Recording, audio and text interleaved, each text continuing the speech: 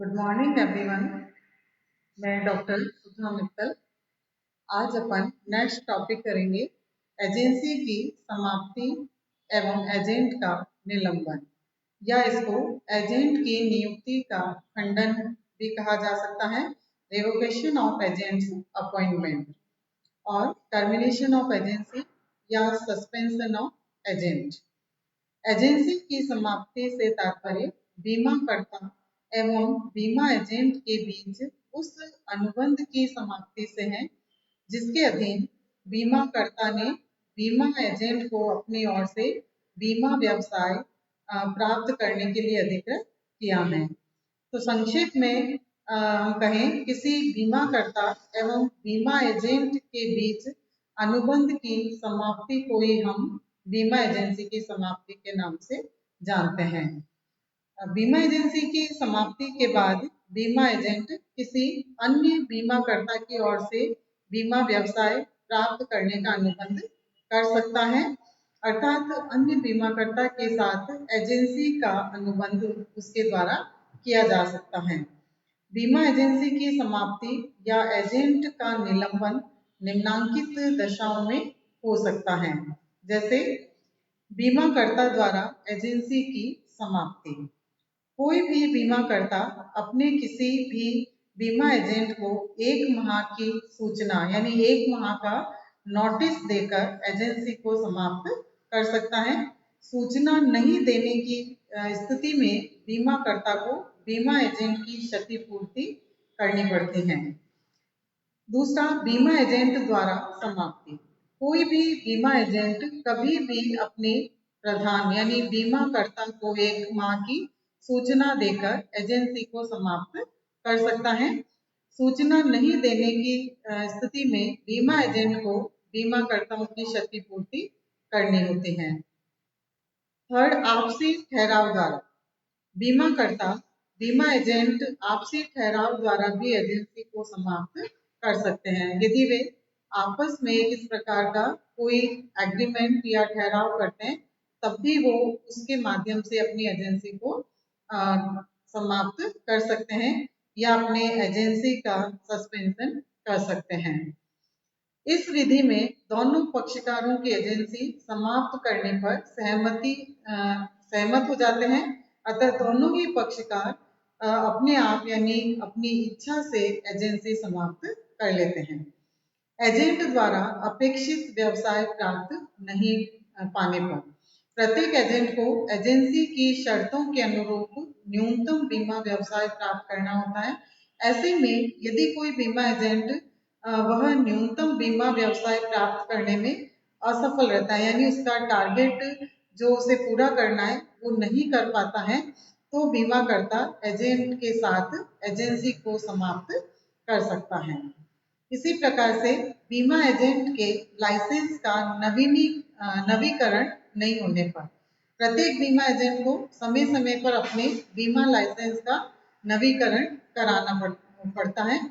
यदि वह ऐसा नहीं करता है अथवा प्राधिकरण द्वारा उसके लाइसेंस का नवीकरण करने से इनकार कर दिया जाता है, मना कर दिया जाता है, तो बीमाकर्ता के साथ उसका एजेंसी अनुबंध समाप्त हो जाता है। एजेंसी का अनुबंध उस तिथि से समाप्त हुआ माना जाता है जिस तिथि से उस एजेंट का लाइसेंस प्रभावहीन हो जाता है।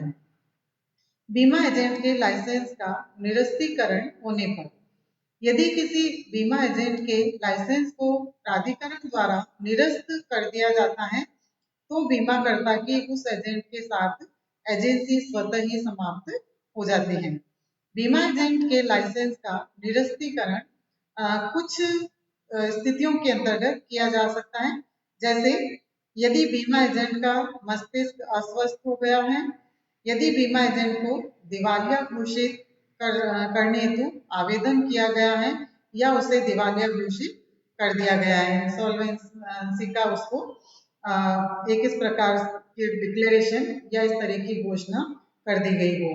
यदि सक्षम न्यायालय ने एजेंट को गबन, धोखाधड़ी या जालसाजी के अपराध के लिए दोषी पाया हो, यदि उसने किसी बीमाकर्ता या बीमित के विरुद्ध कोई कपट, कोई फ्रॉड किया हो, और वो उसके द्वारा जानबूझकर किया गया है, तो ऐसी स्थिति के अंतर्गत भी उसको उसके लाइसेंस को निरस्त किया जा सकता है।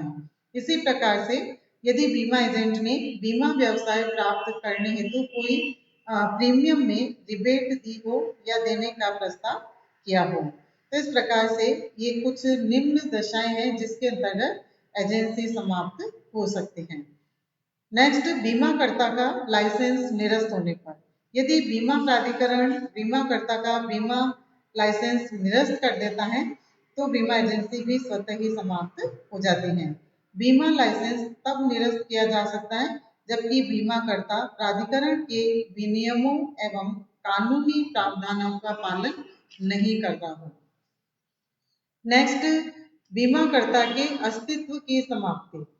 कभी कभी बीमाकर्ता का अस्तित्व भी समाप्त हो जाता है। यानी अस्तित्व के समाप्त होने से क्या तात्पर्य, कि कई बार ऐसी स्थिति आती है कि बीमाकर्ता स्वयं यानी उसकी मृत्यु होने पर कंपनी या फर्म की दशा में उसका समापन होने आदि की दशा में बीमाकर्ता के अस्तित्व की समाप्ति हो जाती है और ऐसी दशा में बीमा एजेंसी का अंत हो जाता है। बीमा एजेंट के अस्तित्व की समाप्ति पर कभी कभी एकाकी बीमा एजेंट की मृत्यु हो जाती है अथवा निगमीय बीमा एजेंट का समापन हो जाता है तो भी बीमा एजेंसी भी समाप्त मानी जाती है।